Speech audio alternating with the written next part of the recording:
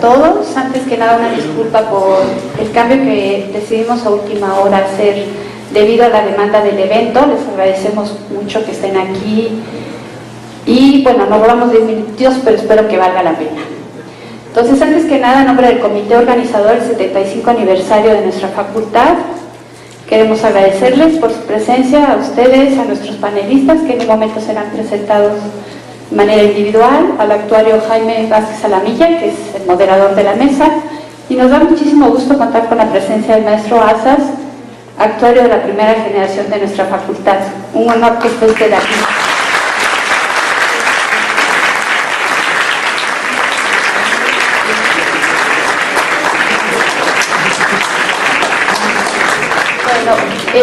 Le voy a pedir por favor a Jaime que modere la mesa con una pequeña introducción de nuestros invitados y luego cada uno nos hablará un momento.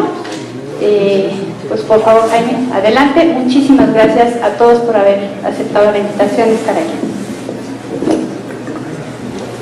Muchas gracias, Rita, por la presentación y por la invitación, y muchas gracias a nuestros panelistas que voy a presentar enseguida. Y bueno, como ya mencionó Rita, se encuentra entre nosotros el maestro Alejandro Azas. Hace un momento me preguntaba Federico Reilly cuándo se fundó la carrera de actuaría. Para quienes no lo sepan, fue en 1947, hace 66 años, cuando la Facultad de Ciencias tenía 9 años más o menos de haber sido fundada. La facultad se fundó en 39. Entonces, bueno, pues aquí tenemos a un miembro de la primera generación que solo fue de 4 alumnos, fíjense, ahora ya ven cuántos son. Entonces, es parte de esta historia el maestro Azas. Y me voy a permitir presentar a nuestros panelistas. La mesa, pues como ustedes vieron, se llama La diversidad en la práctica profesional del actuario. Y quisimos llamarla así porque es una forma de representar a la carrera de actuaría en México, que como ustedes seguramente saben, en otros países pues la mayoría de los actuarios se dedican a las áreas tradicionales, y en México, entre otras cosas, por la formación que empezaron a recibir desde el principio nuestros estudiantes en la Facultad de Ciencias, fue posible que se pudieran mover hacia otras áreas. Recientemente se modificó el plan de estudios y bueno, pues se trató de preservar esta característica de diversidad, pero sin modificar la parte esencial de la carrera, es decir, cumplir con los lineamientos internacionales de la parte de seguros y pensiones. Pero vamos a ver qué nos dicen cada uno de nuestros panelistas con relación a lo que ellos han hecho fuera del ámbito académico, o dentro del ámbito académico en su respectiva área, dependiendo de cuál sea la que cultivan. Y voy a empezar de allá para acá con el actuario Pedro Aguilar Beltrán, que es profesor además de la Facultad de Ciencias, y bueno, ahora está como, desde hace algunos años, está en la Comisión Nacional de Seguros y Fianzas. Es licenciado en actuaría por la facultad y maestro en Seguros y Administración de Riesgos por el Instituto Tecnológico Autónomo de México. Es autor de 2 libros, uno de ellos el editado por MAPRE, de Fundamentos Actuariales de Primas y Reservas de Fianzas. Cuenta con 23 años de experiencia profesional en seguros y fianzas, y se desempeña, su cargo actual es director general de supervisión actuarial. Ha tenido participación directa en los procesos que han originado profunda transformación del rol de los actuarios en México. Vamos a darle la bienvenida con un fuerte aplauso a Pedro.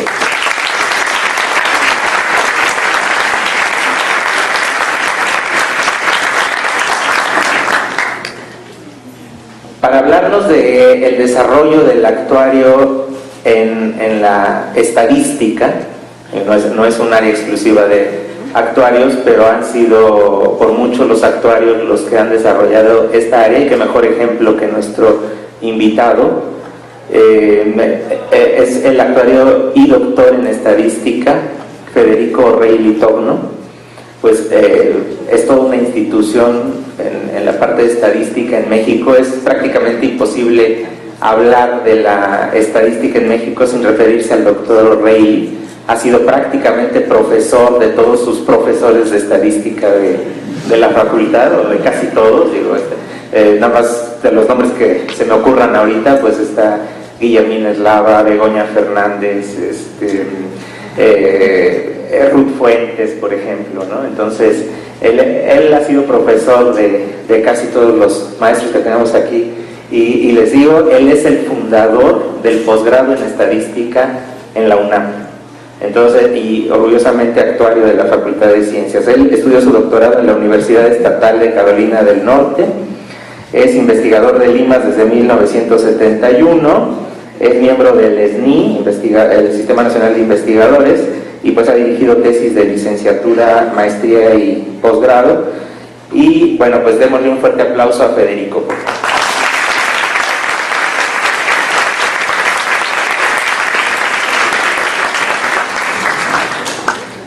A continuación contamos con la presencia del actuario Francisco Fernando Morales Castro.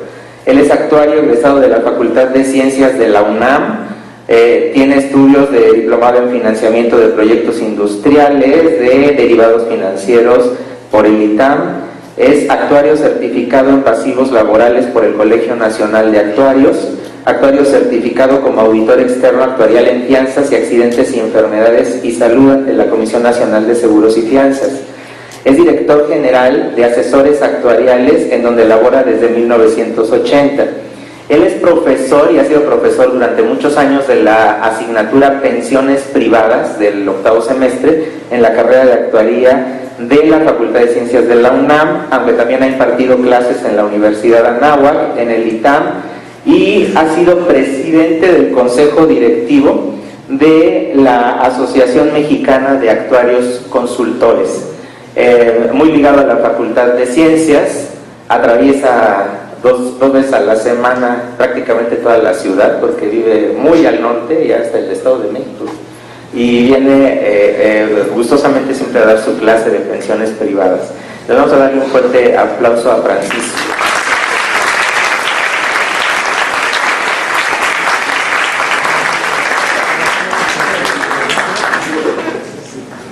Contamos con la presencia también de un profesor muy conocido por todos ustedes, representante en este caso del área de finanzas. Me refiero al maestro Jorge Humberto del Castillo Espíndola. Él es actuario, tiene 2 posgrados, uno en Economía del Colegio de México y otro en Finanzas del Instituto Curán de Nueva York. Tiene experiencia profesional en el sector financiero, actualmente trabaja en BBVA Bancomer, principalmente en la parte de derivados, riesgos, y es profesor de los cursos Productos Financieros Derivados 1, Productos Financieros Derivados 2, en la Facultad de Ciencias. Humberto, además, participa activamente con nosotros en la facultad. Él fue el encargado de revisar toda la parte de finanzas del plan de estudios, que dio origen al plan de estudios que va a entrar en el próximo agosto. Entonces Humberto, pues seguramente todos lo conocen, han tomado o seguramente tomarán algún curso con él. Bueno, pues le agradecemos su presencia con un fuerte aplauso.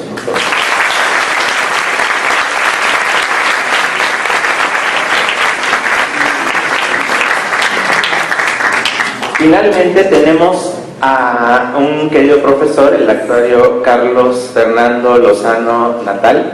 Él es, él se dedica a las pensiones, aunque en esta ocasión viene como representante del Colegio Nacional de Actuarios para hablarnos pues también de las otras áreas en donde ha incursionado el actuario y cómo ha tratado el colegio de incluir estas áreas en sus dentro de sus programas, ¿no? Dentro de sus secciones o grupos. Él es actuario por la Facultad de Ciencias, tiene una maestría en Administración, es actuario certificado en pasivos laborales contingentes, es actuario autorizado para registrar planes de pensiones ante la CONSAR y también es miembro ad hoc en el Comité de Actuarios de la ONU.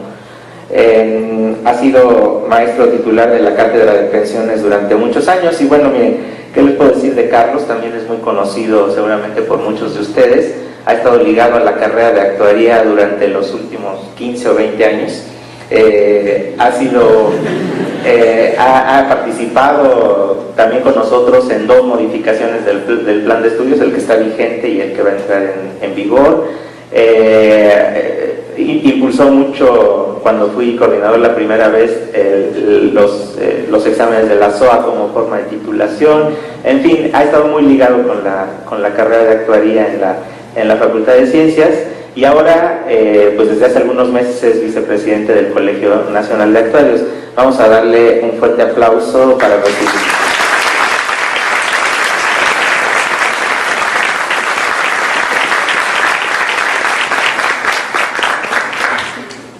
Bien, le voy a dar la palabra al actuario Pedro Aguilar para que nos hable de la parte de seguros, como la parte tradicional de la carrera de actuaría, cómo el actuario se ha desarrollado en el sector asegurador en México y cuál es la perspectiva del sector asegurador, de las oportunidades que tiene el actuario aún en estas áreas tradicionales.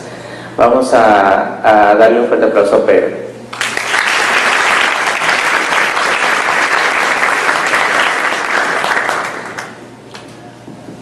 Bueno,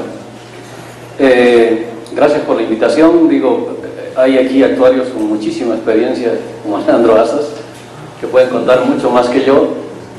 Lo que yo puedo contarles es porque he estado dentro de, se puede decir que el ámbito regulatorio, y dentro del ámbito regulatorio han nacido algunas iniciativas que son muy importantes y que son como motores que generan el desarrollo del actuario en el campo de los seguros.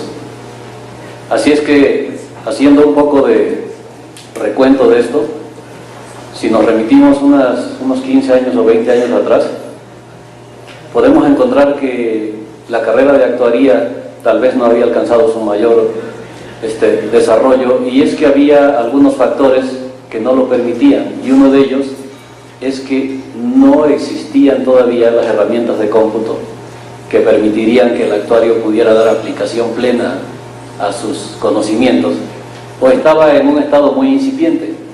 Estamos hablando de que cuando yo estuve en la Facultad de Ciencias apenas si había computadoras que tenían alguna escasa capacidad de hacer algunos cálculos, y poco tiempo después viene un gran auge del desarrollo de los ordenadores, y eso produce un gran impulso a los actuarios en cuanto a que pueden aplicar de mejor manera su conocimiento. Pero ese impulso no fue aislado, coincide también con el desarrollo económico del seguro. Es decir, el seguro viene desarrollándose a medida que las economías de los países se desarrollan. México es el segundo país más grande en América Latina en la industria de seguros, únicamente superado por Brasil, y existen dudas, porque Brasil cuenta a los sorteos como si fueran seguros y los mete como primas. Si en México se contaran todos los mecanismos de sorteo como si fueran seguros, probablemente México sería el país más grande en volumen de primas. Entonces, a veces hay que tomar en cuenta esto para entender por qué produce desarrollo también a los actuarios. Es decir, la industria del seguro está creciendo porque es un país grande, porque la misma economía implica el crecimiento del seguro, y entonces esto atrae a los que están jugando roles importantes en la industria del seguro, que son a los actuarios. Pero no se desarrollaron nada más así, sino que habría que tener en cuenta otras cosas que produjeron desarrollo, y una de ellas creo que poco conocida o poco comentada, o tal vez incluso hasta no tan querida o no tan apreciada, es que por ahí de 1997 se inicia con una política de elevar a rango de ley el reconocimiento de la profesión actuarial como la única que tenía potestad para poder firmar en materia de pasivos contingentes. Y eso fue un detonador muy muy grande, porque lo que se dijo con eso es: nadie más puede firmar, igual que un médico firma una receta y es el único que lo puede firmar. Así se reconoció en 1997 que solamente el actuario tenía esa potestad, y que no estaba permitido ya para ningún otro profesionista firmar en este tipo de estudios. Así es que se le dio entrada al actuario y se dijo: ahora, si alguien quiere firmar una evaluación de reservas de seguros, tiene que ser un actuario. Si alguien quiere elaborar un producto de seguro, tiene que ser un actuario. Si alguien quiere hacer una evaluación de pasivos laborales, tiene que ser un actuario. Y el que tenga que hacer una auditoría a una compañía de seguros, tiene que ser un actuario, y se elevó a rango de ley. Es decir, actualmente no está permitido y estaría penalizado que lo hiciera otro profesionista. Así es que eso produce otro impulso muy grande al desarrollo de la actuaría en el campo del seguro, y desearíamos que así se hiciera en otras áreas del conocimiento. Desafortunadamente no ha podido progresar, ¿no? Pero en el campo de seguros así se hizo y tuvo muy buen resultado, de tal suerte que hoy los actuarios tienen mucho mayor presencia en el sector asegurador, y esta presencia está muy bien respaldada por la ley. Poco tiempo después se habría de decir que los actuarios que iban a ejercer este tipo de responsabilidades tendrían que pasar por un proceso de certificación que tendría que ser llevado a cabo por el Colegio Nacional de Actuarios, y solamente para quitarle la inconstitucionalidad que eso podría tener, se dijo que también la comisión podía certificar actuarios, para que existiera una alternativa, porque alguien podría no querer certificarse con el Colegio Nacional de Actuarios, y así está actualmente. Pero esto es solamente una certificación para evitar la especulación que se produjo en aquel tiempo, en el que podía alguien agarrar a un muchacho recién egresado de la facultad y decirle: fírmeme este pasivo laboral, y firmaba, y no tenía ni el conocimiento ni la capacidad para saber lo que estaba firmando. Así es que se dijo que la certificación era una manera de reconocer la experiencia, los años, el conocimiento que debía tener alguien para poder respaldar ese tipo de ejercicio profesional. Fue otro momento histórico en el desarrollo del actuario en materia de seguros. Y el perfil poco a poco fue cambiando. Un actuario de 1990 no puede, a menos que se haya actualizado, tener el perfil de un actuario de hoy. Y por una razón muy sencilla: porque las herramientas de cómputo hoy son tremendas, y porque la teoría matemática actuarial también ha cambiado un poco. En aquellos años se buscaban mucho los métodos que permitieran simplificar los cálculos ante la falta de ordenadores, y era comprensible. Había que buscar la manera comodidad en lugar de evitar la complejidad de cálculos, porque no se tenían estas herramientas. Ahora es otra cosa. Ahora la teoría ha crecido en una forma en donde no se escatima ningún esfuerzo en poner métodos teóricos o incluso complejos desde un punto de vista probabilístico, donde hay que hacer procesos estocásticos, hay que hacer simulaciones, etcétera, porque se tiene el respaldo de los simuladores, ¿no? El perfil del actuario ha cambiado también, porque en 1994 México permitió que bajo el Tratado de Libre Comercio entraran compañías de seguros del exterior, y se les dio un plazo de 10 años para que pudieran participar en un más del 10%. Había como una especie de arancel, una limitante que decía que no podían participar en más de un cierto por ciento de los negocios del mercado. Se quitó después de 10 años ese arancel, y hoy las compañías pueden ser compradas al 100% por empresas extranjeras, y pueden tener el 100% de capital extranjero. Y eso también cambia el perfil del actuario. Hoy se exige mucho más que el actuario sea bilingüe que lo que se exigía en aquel tiempo. ¿Por qué? Pues porque simplemente tenemos muchas compañías extranjeras aquí. Así es que son las cosas que van matizando y van cambiando al actuario. Las necesidades van cambiando. Se le exige hoy al actuario que sea un poco más capaz de tener esas herramientas de comunicación oral, porque está más expuesto. Ahora tiene que defender sus posturas, ahora tiene que explicarlas, tiene que decirle a los accionistas por qué le voy a pedir 10 o 20 millones más de capital, por qué las reservas crecieron, bajaron, por qué va a tener que pagar impuestos y hubo tantas utilidades. Eso no lo hacía el actuario por ahí de los 90, o no con tanta frecuencia. Hoy lo tiene que hacer habitualmente. Los reportes han cambiado. Antes un reporte se hacía a lo mejor a cada año, y hoy en día los reportes son mensuales. Es una frecuencia de cálculos muy grande, ¿no? Y bueno, pues tenemos aquí a la vuelta de la esquina un nuevo régimen que va a dar un cambio también radical al actuario, que es esto conocido como solvencia 2. Está a punto de marcar un parteaguas entre el actuario que calculaba las cosas de manera determinística y la obligación del actuario que ahora tiene que calcular las cosas a través de procedimientos estocásticos. Y esas fórmulas que ustedes conocían o que tal vez llegaron a conocer, que decía que es equivalente el método retrospectivo, el de recurrencia de Fouret y el método prospectivo, no son más válidas. No hay más que una sola fórmula y es la prospectiva.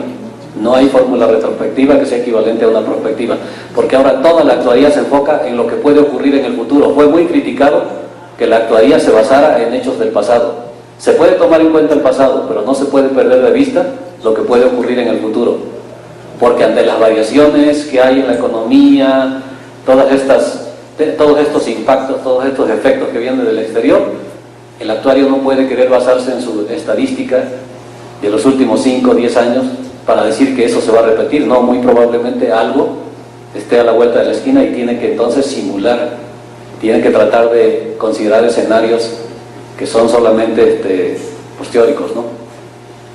Y bueno, ¿y cómo va a ser el actuario en el futuro? Creo que no va a cambiar mucho más allá. Países ya señalaban esto, el actuario tenía que tener una convergencia, y la convergencia es que tenía que llegar a este tipo de procedimientos. Y el actuario, lo único que va a ocurrir en los próximos años, desde mi punto de vista, es que en materia de seguros se va a expandir, es decir, se va a volver internacional. Va a tener que hacer esto, ¿por qué? Porque las compañías se están mezclando cada vez más. Y tenemos una compañía de Francia y tenemos una compañía de Inglaterra y otra de Estados Unidos, y el actuario tiene que estar hablando con alguien allá en Estados Unidos y tiene que estar hablando con el que coordina en Francia, etc. Así es que va a tener que tener conocimiento un poco más universal que lo que tiene hoy, ¿no? ¿Y la industria del seguro va a seguir creciendo? Sí, no hay de otra. Es decir, no parece ser que las economías puedan desarrollarse sin estar sentadas sobre una base de seguros. El seguro es la única posibilidad que permite que, incluso hasta se especula actualmente, que la pobreza solamente puede ser abatida si se llega a considerar que el seguro es un mecanismo para abatir la pobreza. Ya se ha visto que México gasta al año entre 400.000 millones de pesos en programas de combate a la pobreza y que no producen casi ningún resultado sustentable. La pobreza sigue ahí y la cuestión es que la administración de recursos no es muy adecuada. Así es que aparece el microseguro como un instrumento capaz de revertir los efectos que generan pobreza. Las personas caen en trampas de pobreza porque una vez que son impactados por un shock, tienen que gastar su poco patrimonio, que les cuesta mucho trabajo volverlo a reunir. El gobierno, no crean que llega y les dice te voy a reponer tu patrimonio, le dice te voy a dar una ayuda para que vayas solventando, pero esa ayuda no sirve de mucho, tiene que volverse a generar. El seguro tiene una diferencia, lo que le dice te voy a reponer exactamente tu patrimonio, el que acabas de perder por un shock, solamente que es complejo de adoptar y políticamente también tiene sus inconvenientes. Eso es lo que viene adelante. El seguro va a seguir creciendo y la industria aseguradora va a seguir absorbiendo cada vez más y más actuarios. Hoy es la que ocupa más actuarios y pienso que en muchos años va a seguir siendo así. Es todo de mi parte, muchas gracias.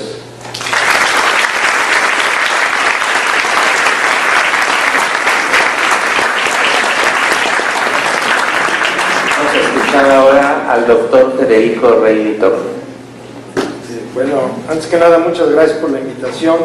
Traje aquí un acordeón que es Mesa Facultad, 6 de abril del 2006. Esto fue cuando estaban celebrando los 60 años de la carrera de actuaría. Entonces no voy a repetir eso porque no se vale. Pero hay un pequeño escrito del cual voy a extraer algunas ideas y las voy a comentar. En parte porque me tocó, por suerte, vivir en esos momentos. Y fue en relación a la celebración del Año Internacional de la Estadística el año pasado, que la Sociedad Matemática Mexicana me invitó a que escribiera una pequeña nota informativa sobre el desarrollo de la estadística.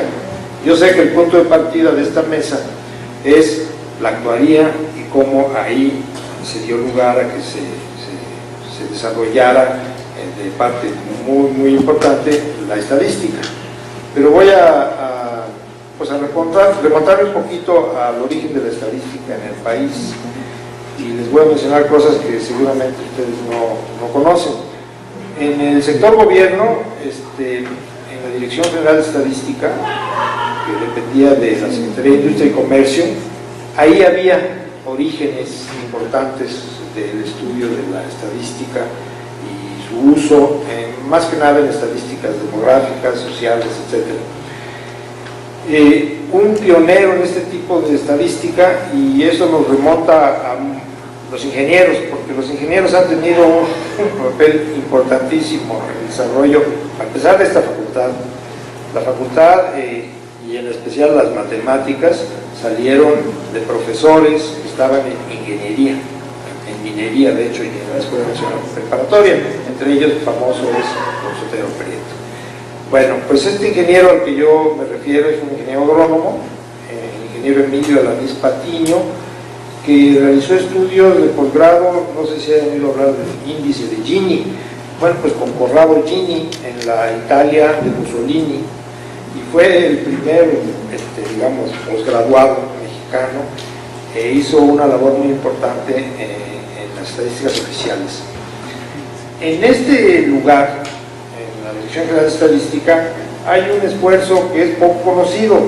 La subdirección de muestreo de la Dirección General de Estadística, otra vez insisto, de la Secretaría de Industria y Comercio, de repente la volvieron dirección, o sea que subió al mismo nivel, y era una cosa muy chistosa. Eso ocurre en México a veces, la Dirección General de Muestreo, y la persona que estaba ahí, de nombre María Flores, una persona con una maestría de Iowa, tenía nexos muy cercanos con matemáticos muy ilustres aquí de la universidad,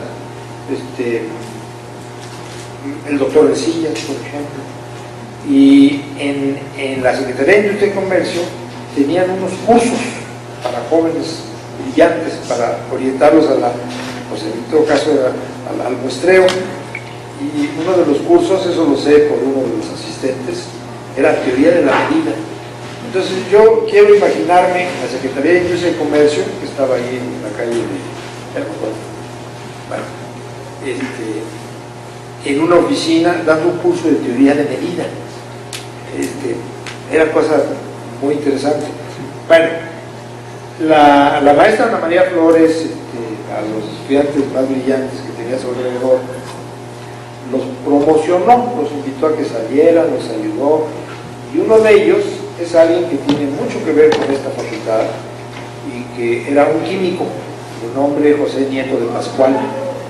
José Nieto de Pascual es el segundo mexicano que obtuvo un doctorado en el extranjero. El primero fue Basilio Rojas, de origen agrónomo, y que hizo mucha labor allá en Chapingo. Y José Nieto de Pascual dio clases en la facultad y era una persona con una personalidad muy, muy atractiva, muy influyente. Yo fui un alumno de él cuando entré, y él se encargaba de los cursos de estadística y tuvo mucho impacto.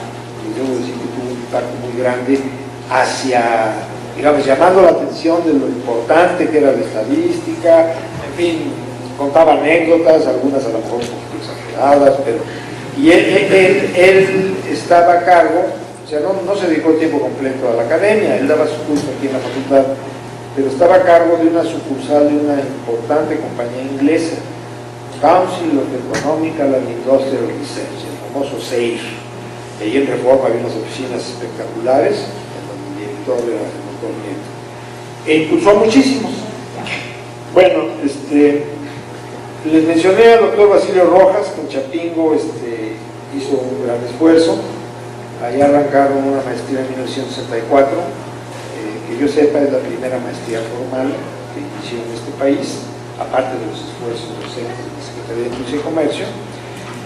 Y de ahí salió, por ejemplo, pues el doctor Carrillo Ortiz, el doctor Ignacio Méndez Ramírez, que ustedes conocen muy bien, Ángel Martínez Garza y otros. A los mejorcitos allá habían conseguido un convenio con Fundación Ford, y lo mandaron al extranjero a hacer su doctorado, fundamentalmente a Iowa, la Universidad de Iowa y Carolina del Norte, que son de las universidades más grandes que había en ese momento asociadas a experimentación agrícola. En Iowa por la cosa del maíz y Carolina del Norte por el tabaco. Muy chistoso ahí, Carolina del Norte, los pueblitos son Raleigh, Salem, puras marcas de cigarros. De los de la Facultad de Ciencias, que a lo mejor no estuvieron todavía influenciados por el doctor Nieto, porque era un poquito mayor, Tomás Garza obtuvo su doctorado en 66, yo creo que fue algo así como el tercero, porque tenía un doctorado en estadística. Se fue primero a Cornell y luego se fue a Inglaterra, y a su regreso se unió con el doctor Nieto Pascual en el Colegio de México, y hubo un esfuerzo por arrancar una maestría. Fue medio efímero, porque duró 1 o 2 años. Creo que hay algunos egresados de ahí, pero no tengo yo el seguimiento de eso. Tomás Garza después jugó un papel importante porque lo que fue el centro de cálculo electrónico, estamos hablando de la primera computadora instalada en el país, en los 50s. Ese centro de cálculo electrónico evolucionó y en los 60 se volvió, a finales de los 60s, el Centro de Investigación en Matemáticas Aplicadas, Sistemas y Servicios. Era un centro muy grande, que es el antecesor del actual IMAS, donde yo trabajo. Entonces, el doctor Armando Iturriaga, que era el director ahí, invitó a Tomás Garza a que se asimilara, el esfuerzo del Colegio de México disminuyó, y en una ocasión, estando en un evento en Chapingo, lo recuerdo muy bien, el doctor Basilio Rojas, que en ese momento por alguna razón estaba participando con la UNAM, nos dijo al doctor Tomás Garza y a su servidor: ya ni la muelan, en la UNAM no hay un posgrado de estadística. Como que nos picó la cresta. Esa reunión era interesante porque inauguraban algo y habían traído a la plana mayor ahí de Iowa. Yo me recuerdo haber visto ahí las personalidades como Oscar Kenton, que era una persona muy importante. Bueno, la cosa es que en la UNAM había algo de estadística, solo en la División de Estudios Superiores de la Facultad de Ingeniería, pero la estadística era como accesoria. Lo importante en su posgrado era la investigación. Estamos hablando de finales de los 60, principios de los 70. La parte de estadística más bien estaba, digamos, limitada a la parte de las probabilidades que se relacionan con la recurrencia de eventos sísmicos. O sea, gente que se dedicaba a la sismología utilizaba las probabilidades. Total, durante 1972, este centro que les platiqué, que evolucionó del centro de cómputo y antecesor del actual IMAS, había un grupo que hacía algo de investigación de operaciones y eran asesores del entonces coordinador de ciencias, el doctor Guillermo Soberón. Y este grupo asesor, junto con algunos que estábamos en el IMAS, pues decidimos planear, iniciar un posgrado. Como ellos eran de investigación de operaciones, insistieron en que fuera una maestría en estadística e investigación de operaciones. Claro que eso hizo que los de la decisión de la parte de estudios superiores de la Facultad de Ingeniería, pues arquearan la ceja, porque ellos ya tenían su maestría. Entonces hubo algo de conflicto ahí, pero finalmente, pues les voy a decir la verdad, ahora sí que primero dispare y luego pregunte. Pusimos un anuncio en el periódico ofertando cursos y con horarios. Entonces mandaron los solicitantes su foto y una formita que nosotros habíamos inventado. Nosotros no estábamos muy jóvenes, no sabíamos que cuando se va a arrancar una cosa así, pues requiere pues de una sanción, ¿no?, por parte de las autoridades universitarias que lo autoricen.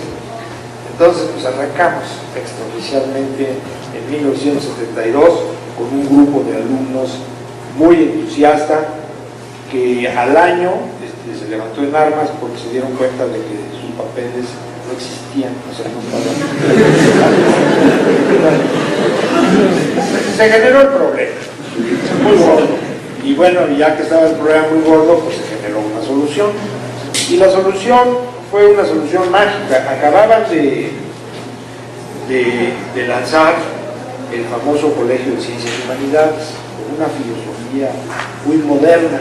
Yo les hacía burla, les decía, manden a sus niños a una escuela de Piaget, luego mándenlos al CCH, y luego métanlos a la correccional, porque era demasiado libre en todo, ¿no? Pero bueno, entonces el segundo coordinador del CCH tuvo el tino de ofrecernos un resquicio dentro del Colegio de Ciencias y Humanidades, porque nosotros como centro no podíamos tener un programa docente. Entonces dijo, vamos a intentar la unidad de los ciclos profesionales y de posgrado del CCH. Y el programa nuestro, que estaba en FAU, fue el primero que aprobaron en el Consejo Universitario para estar en esa unidad. El modelo fue tan exitoso porque lo único que requerían es que participara centros, institutos, facultades. Entonces la Facultad de Ciencias era nuestra hermana para hacer eso. Y entonces como centro nosotros podíamos tener una participación docente. Al poco tiempo se hizo el grado de Ciencias de la Computación dentro de la unidad de los ciclos profesionales y posgrados de la UACEPI, o sea, la famosa UACEPI, y así salió lo de biomédicas, que ha sido tan exitoso. Y casi cada instituto y cada centro de la universidad empezó a tener esta participación docente y fue un exitazo. Bueno, por suerte, ahora, el de biomédicas fue uno que ha tenido mucho éxito. En 73 nosotros ya estábamos, digamos, en regla, y hubo una inquietud muy grande de un miembro muy importante de nuestra comunidad, el doctor Ignacio Méndez, de que si bien la maestría estaba bien, era muy teórica y que las aplicaciones eran importantes, entonces empujó mucho junto con otros colegas, Santiago de Congayal y Alfonso Hernández, el que se hiciera una maestría aplicada, y hubo sus jaloneos y finalmente se creó la especialización en estadística aplicada, cuya función, todo esto participando en la Facultad de Ciencias, cuya función era más bien hacer usuarios muy calificados en otras disciplinas, no estadísticos en sí mismos. Ahora, el programa de maestría pues evolucionó muy bien, no había doctorado, alguno que otro muy valiente dijo que escribo el doctorado en matemáticas, ¿no? Que conjunto del Instituto de Matemáticas y la Facultad de Ciencias, y pues la rifo y tengo que pagar unos exámenes generales difíciles, pero voy a sacar mi doctorado. Algunos lo hicieron, pero la gran mayoría dijeron yo quiero hacer un doctorado al extranjero, y tuvimos un porcentaje de bateo altísimo, porque de los egresados que se fueron, que yo sepa, solo uno no terminó su doctorado y ya había pasado los exámenes generales, tuvo un problema personal, tengo el nombre y sé a dónde fue y todo, pero tuvimos un bateo bueno en Europa, en Estados Unidos, en Canadá, y muchos de ellos se quedaron por allá y no consideramos que haya sido una pérdida, sobre todo a la luz de esta nueva filosofía de la globalización. Con la globalización la gente va y viene, y ahorita refiriéndome a lo que decía el colega, la globalización ha permitido también que haya mucho más demanda de buenos estudios de actuaría, como los hay en ensayos clínicos, porque la industria farmacéutica le pasó lo mismo. Llegó un momento que era más rentable contratar estadísticos hechos aquí que importar estadísticos que salían más caros, entonces empezaron a tener ese. Bueno, quiero seguir refiriéndome al famoso posgrado. Llegó un momento en que en la rectoría del doctor Barnés, la proliferación de posgrados que existían en esta unidad del CCH, que tuvo un momento histórico muy bueno, le pareció a él que mejor había que consolidar. Entonces vino la necesidad de que se juntaran posgrados con fines similares. Y se repitió la historia que alguna vez hubo en esta facultad. Me acabas de decir que fue en 47 que se arrancó la carrera de doctoría. También un ingeniero fue el que empujó, un ingeniero civil, que era don Emilio Velarde. ¿Sí? En la época que iban a arrancar esa carrera, en la Facultad de Ciencias hubo una corriente que dijo, no, gente que firme balances actuariales, que lleve contabilidad de seguros, principios del seguro, no, esos que se vayan a administración y contaduría. Entonces, yo creo que fue un hecho muy afortunado el que finalmente los que impulsaron esta carrera hayan decidido estar aquí en la de ciencias, porque como se ha visto con los años, la actuaría cada vez más está pegada, muy pegada a los avances más matemáticos. Yo no la veo cercana a contaduría y administración. Bueno, del mismo modo, cuando vino esta presión para los posgrados a unificarse, hubo algunas corrientes que dijeron: nosotros ya tenemos un posgrado, está consolidado y ya lleva no sé cuántos años, desde el 73 hasta el 2000, vamos a contaduría y no, pues, o a medicina, al posgrado de medicina, porque es muy útil la estadística en medicina, inclusive al posgrado de ingeniería. Y empezamos a estudiar, los que habíamos estado mucho en este posgrado, las distintas posibilidades, ¿no? Aunque a veces los matemáticos eran, creo que ya no mucho, un poquito subidones. No, nos conviene más con los matemáticos. Y al principio en las reuniones yo sí notaba que, siendo matemáticos, cuando yo decía el curso de estadística matemática, así como que no estaba con nosotros a la altura. Y finalmente aprendieron mucho de nosotros y está muy consolidado ese posgrado, tiene 11 áreas ahora, 2 de las cuales reconocidas son una estadística y otra probabilidad, y ahora por insistencia de nosotros, no de los matemáticos más teóricos, ya también está finanzas. Entonces ese posgrado de matemáticas en el que finalmente quedamos, yo veo una cierta similitud al acierto de que la actuaría se haya hecho en la Facultad de Ciencias. Entonces nosotros no estamos ahorita, porque nos hubieran promediado, si nos metemos a medicina es un posgrado enorme con miles de especialidades, y ahorita seguimos manteniendo, y yo creo que un buen papel. Bueno, el posgrado ahora, desde que entró en el 2000, el posgrado de matemáticas, tiene doctorado, ya tenemos egresados, y está yendo muy bien. Uno de ellos lo acaban de estudiar en Bath, en Inglaterra, ahí como toda. Tengo unas cifras nada más muy breves, que son, eran el año pasado, alrededor de 120 titulados de maestría, otros 100 con 100% de los créditos, pero por alguna razón se titularon. Hay como 60 que después terminaron su doctorado, y va pujante, va bien. El servicio que la estadística, en este caso particular, salida de la actuaría, ha hecho a la comunidad es muy grande. Mencionaba la industria farmacéutica, que es una industria muy poderosa, y emplean muchísimo sus egresados, porque se volvieron rentables los estudios. Ya no hay que ir a la matriz en Michigan, no sé dónde, para que digan qué hay que hacer, y aquí nada más se vende. Por cierto, a veces brincamos un poco la reglamentación, cosas que ya están medio prohibidonas, acá se venden más libremente. Lo mismo ha pasado con otras aplicaciones de la estadística. Proliferaron en su momento las cosas electorales, la participación de académicos en lo que fue el IFE, en su arranque. Creo que se validó bastante el uso de la estadística, el lenguaje estadístico, todo eso.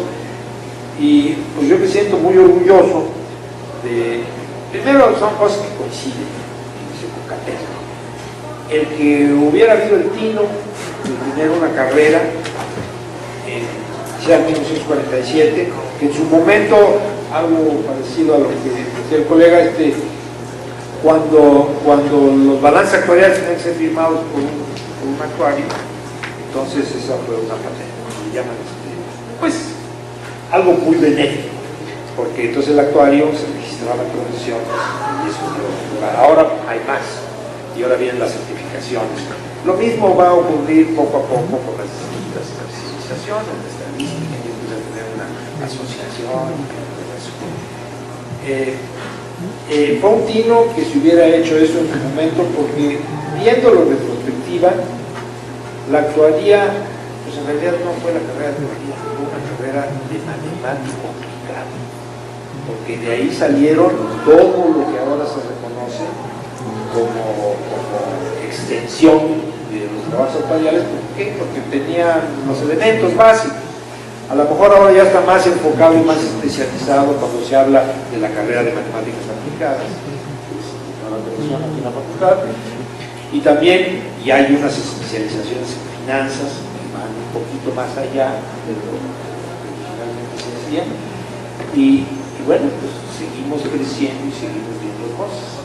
Yo agradezco a esta facultad que me haya formado aquí, agradezco que haya tenido tan buen tino aceptar en todo esto.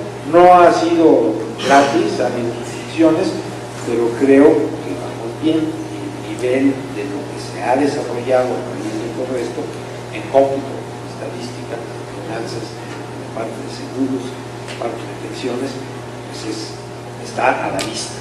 Y todo eso coincidió con esta nueva apertura económica mundial, donde todo el mundo puede trabajar en cualquier lado, y lo que vale es la competencia. Creo que todo lo que he dado. Muchas gracias.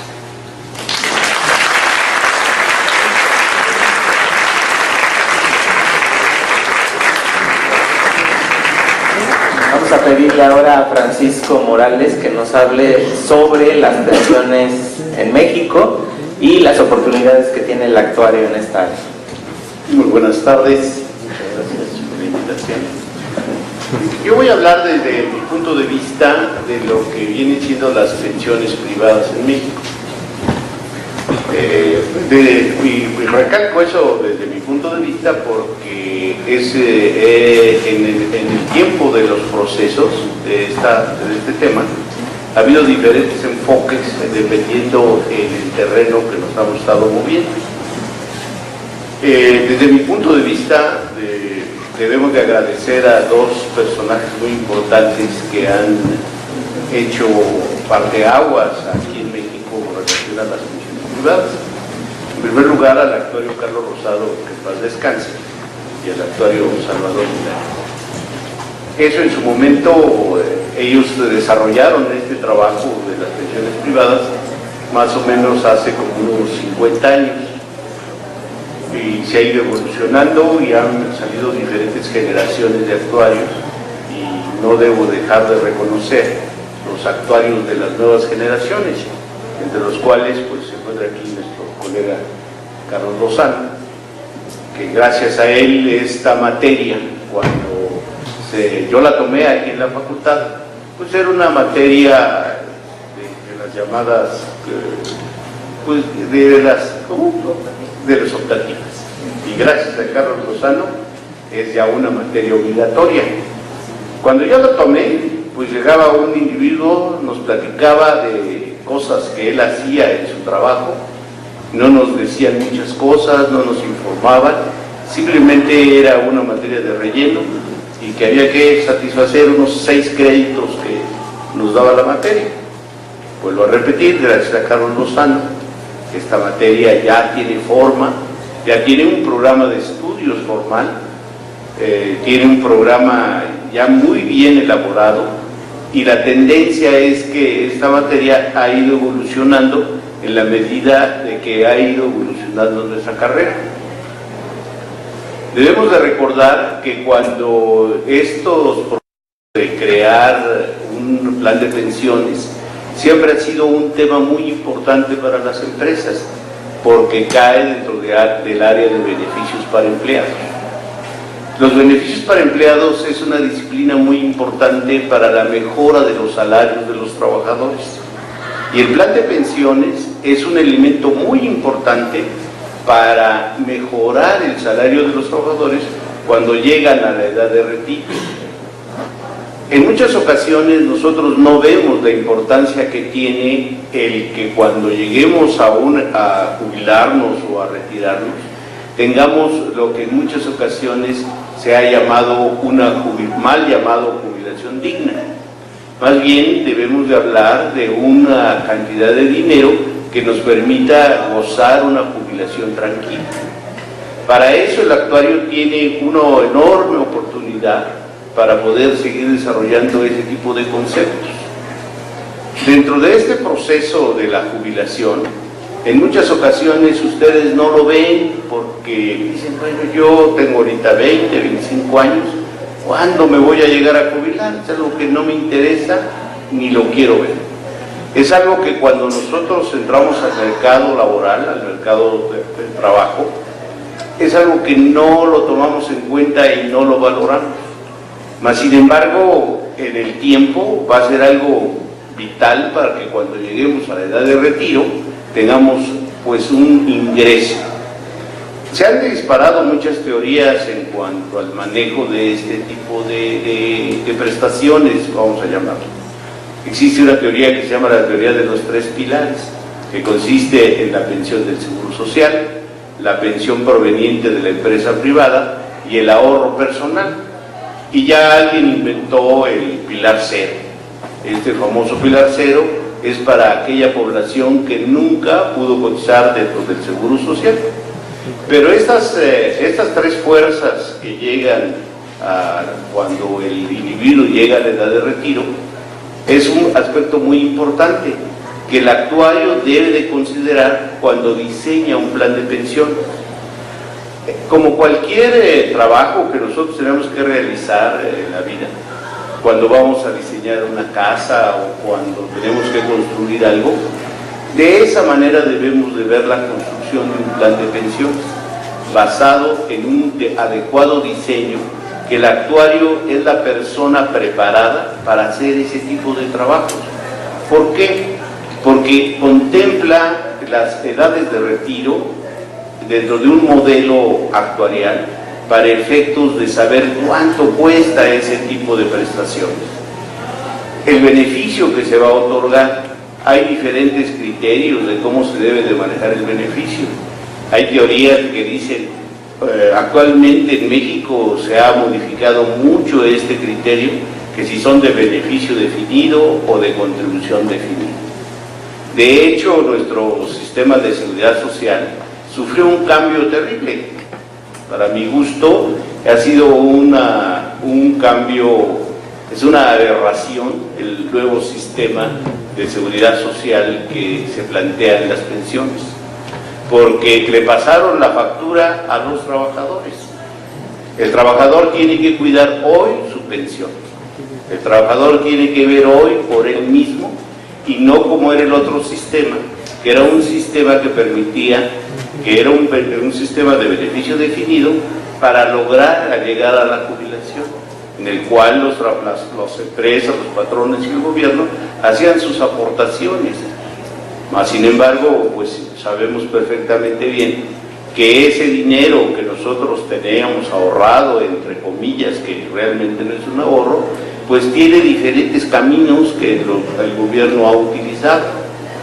Pero volviendo al esquema de las pensiones privadas, es muy útil el tener bien confeccionada la estructura de un plan de pensiones, bien definido el esquema de cómo el individuo va a llegar a su edad de jubilación, independientemente de que se trate de beneficio definido o de contribución definida. El siguiente paso, que es propiamente nuestro trabajo actuarial, viene siendo la elección de, pues bien, cómo debemos llevar a cabo una evaluación actuarial. Y ahí viene un camino que en este momento todavía tenemos una presencia importante de los modelos determinísticos. Pero debemos de pasar a lo nuevo, debemos de pasar a los procesos estocásticos, a las evaluaciones actuariales estocásticas. Para eso, pues ustedes, como las nuevas generaciones, están mejor preparadas que nosotros. Revisando el programa de estudios que se va a implementar ahora en agosto, hasta dan ganas de volver a inscribirse, de veras, volver a empezar la carrera, porque tiene otro enfoque, otra utilización de las herramientas.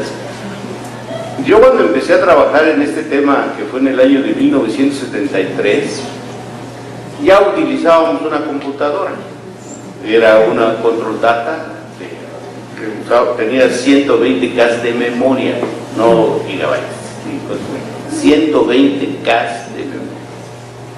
y hacíamos nuestras evaluaciones con esa computadora. No sabíamos realmente cómo poder sensibilizar los resultados. Hoy tenemos la oportunidad de poder ver un resultado y ver si está bien o está mal, o lo que sería su proceso del posteo. Eso es en cuanto a nuestro trabajo actuarial. Nuestro trabajo actuarial es sumamente interesante en el área de las pensiones, porque en primer lugar tenemos que elegir un método de financiamiento que nos permita evaluar el plan. Debemos de conocer las hipótesis actuariales, la definición de los decrementos múltiples, la elección de nuestras tablas de mortalidad, las tablas de rotación, las tablas de separación, elegir adecuadamente las tasas de descuento. Actualmente hay un proceso muy importante de lo que viene a ser de definir las tasas de descuento, cuando las tenemos que utilizar no solamente en pensiones, sino también en el área de seguros. Después de eso, no solo termina nuestro trabajo en decir, mira, ya está el número del plan de pensiones. Existen mecanismos adicionales que debemos de contemplar, como es la comunicación de esos beneficios en favor de los trabajadores. Cómo tenemos que decirle a los trabajadores que cuentan con un beneficio y las ventajas que tiene para el trabajador y las ventajas que tiene para la empresa. Y hoy por hoy también las ventajas de carácter fiscal, que ha habido una controversia muy importante en las últimas fechas para atacar a los planes de pensiones. Anterior hasta la última reforma fiscal, la aportación que se hacía a un plan de pensiones era al 100% deducible. Hoy ya no lo es, hoy ya nada más tiene un porcentaje. Y eso pues limita mucho la operación de los planes de pensiones. Luego viene lo que es el proceso de instalación del plan, cómo debemos de instalar un plan, cómo debemos darle información a las autoridades para que sepan que el plan está instalado. Decirle que hay que redactar un texto de un plan, hay que redactar una nota técnica actuarial que soporta los cálculos que nosotros estamos realizando, para que en su momento, si la autoridad lo desea, lo pueda replicar y ver que estamos haciendo correctamente las evaluaciones. Y luego vendría lo que sería la administración del plan. Un plan de pensiones es un plan al muy largo plazo.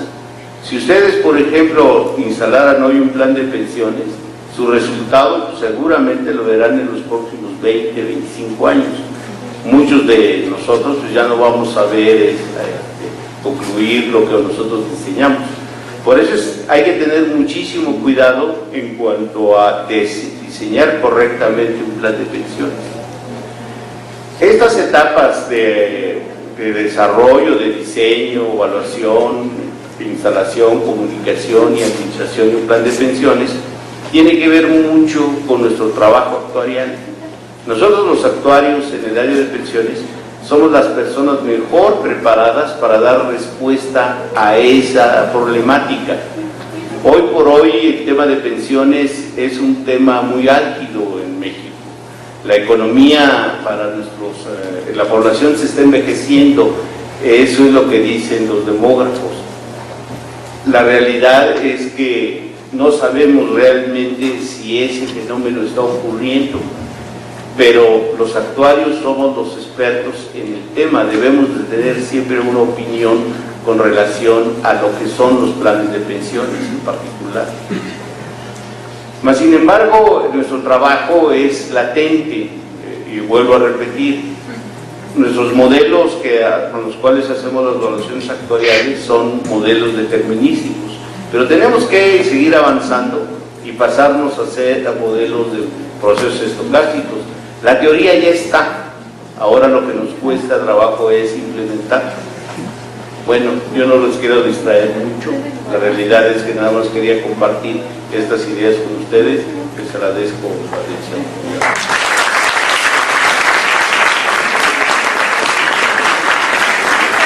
Vamos a escuchar ahora al maestro Humberto del Castillo. Hola, ¿cómo están? ¿Ya medio dormidos? ¿No? ¿Listas? Antes que nada, pues muchas gracias por la invitación. La verdad es que Con mucho gusto estoy aquí para hablar del área de finanzas, posiblemente el área que se ha desarrollado de forma más reciente dentro de la carrera. Y pues lo único que voy a hacer aquí es un resumen de lo que ellos ya han hablado. A final de cuentas, todos los que están aquí, algunos no tienen idea de por qué están aquí o por qué llegaron aquí, algunos llegaron con idea. En mi época la mayoría no teníamos idea. Lo que sí sé es que aquí descubrimos mucho hacia dónde vamos. Si hay un común denominador desde mi punto de vista para la carrera de actuaría de la Facultad de Ciencias. Y este común denominador lo han mencionado todo el mundo. A final de cuentas, se platica mucho de que el actuario, al menos el de la Facultad de Ciencias, es un especialista en riesgo, por donde lo quieran ver. Riesgos en seguros, en pensiones, todo lo que se puede medir con probabilidad, con estadística. Hablaban mucho de que es una carrera también que suple a las matemáticas aplicadas dentro de este país. En lo cual yo creo que ahora que se está creando la nueva carrera de matemáticas aplicadas, es cierto y no es cierto. Porque yo creo que el tipo de matemáticas aplicadas que atacan los actuarios en particular son aquellas que están muy ligadas a la probabilidad y a los procesos estocásticos. Para mí el fuerte desde el punto de vista académico de la carrera son estas materias: probabilidad, estadística, procesos estocásticos. Tenemos los mejores profesores y de ahí cada quien ya dice qué me gusta y qué no me gusta, pero todos están de acuerdo aquí en que lo que hacemos son cosas relacionadas con incertidumbre. Hay gente que le gusta la incertidumbre aplicada a seguros, cálculo de primas, qué probabilidad tiene alguien de morir a cierta edad, dado que es hombre, dado que es mujer, dado que bla bla bla. Y entonces ahí a lo mejor necesitas datos históricos, te apoyas en la estadística y entonces puedes hacer estimaciones y utilizas probabilidad para calcular estas primas de un seguro social. Ahora, finanzas. ¿Qué ha pasado con finanzas? ¿Cuál es el principio acerca de las finanzas? Cuando yo estudiaba aquí, lo único que veíamos éramos matemáticas financieras y eso era todo. ¿Por qué? Porque al final de cuentas los actuarios salen a trabajar en la industria. Y toda la industria necesita de matemáticas financieras para estados de resultados, para hacer cálculos, anualidades, etcétera, etcétera, etcétera. En algún momento hubo un boom acerca de ciertos productos relacionados a incertidumbre, y entonces de forma natural se pueden modelar con variables aleatorias, con probabilidad, con procesos estocásticos, y que permitían gestionar los riesgos asociados a esta incertidumbre. Entonces guarda un símil muy fuerte la forma de evaluar los instrumentos financieros que tenemos hoy en día con la forma de evaluar instrumentos asociados a seguros. A final de cuentas ambos son seguros, nada más que son seguros de diferente tipo. Unos seguros están basados en cálculos de primas y reservas, de históricos que se tienen acerca de accidentes, mortandad, etc. En cambio, el principio básico de los instrumentos financieros que se tienen en la actualidad es, ¿sabes qué? Nosotros queremos darle precio a ciertos productos, pero estos productos dependen de variables que están en los mercados y que de forma fundamental son impredecibles. Puedo calcular su probabilidad de ocurrencia haciendo ciertos supuestos estocásticos, pero no más. Estos instrumentos, para ser evaluados, entonces requieren de toda la herramienta probabilística, pero a final de cuentas tienen mucho que ver con conceptos económicos. Al igual que en los seguros, aquí también vamos a tener que los precios de los instrumentos financieros resultarán ser valores presentes de flujos esperados. La diferencia con seguros es que esta probabilidad con la cual se calculan los flujos esperados no es una probabilidad que exista ahí per se en el mundo y la cual haya que estimar históricamente. Es una cierta probabilidad diferente asociada a los instrumentos con los cuales realizamos nuestra cobertura. Y entonces todas las aplicaciones de eso que aprendimos en probabilidad y en proceso estocástico se vuelven interesantísimas. Y entonces la gente de repente se dio cuenta que este tipo de instrumentos financieros tenían una forma de ser valiosos